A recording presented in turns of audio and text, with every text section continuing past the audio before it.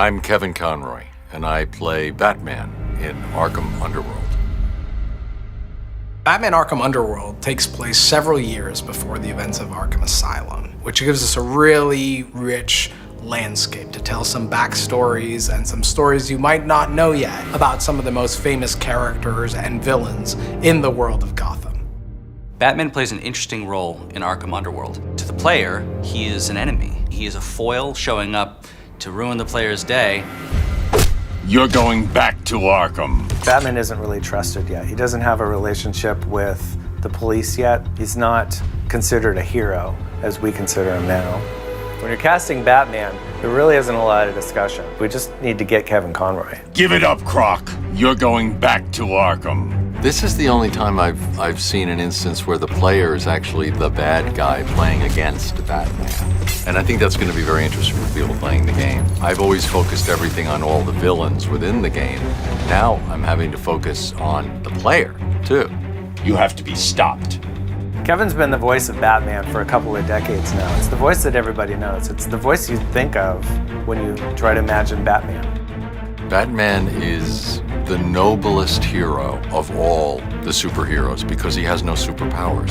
He's just a mortal guy who chooses to devote his life to curing the ills of the world.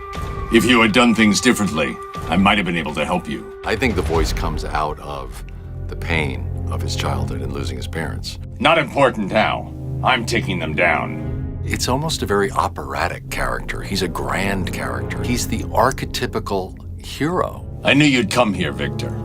Give it up. I think this story takes place at an interesting time.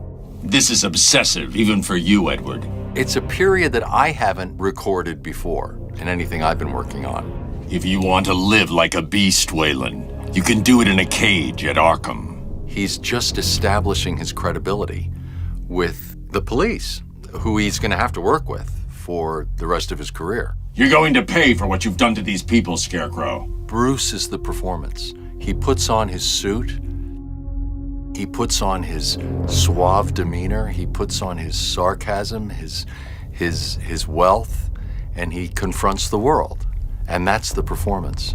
And when he's in the Batcave, when he's alone, when he's allowed to take off the armor that he presents the world, that's who he really is. And that's when the voice, that's where I found that voice. It's that voice is not the performance. That voice is the performance. Let him go. I'm the one you want. Batman is the ultimate challenge to the player, right? He is the character that we are going to measure up against, toe-to-toe in a fight, with our supervillains against him. And that means you'll get to do something you've never got to do in any other Batman game before. You'll actually get to beat Batman and send him back to the Batcave. As you progress through the game, he's going to also get more powerful, and he's going to be trying to step up his game to combat the crime in the city. When you meet Batman, he's a force to be reckoned with, right? He can be pretty devastating to your thugs.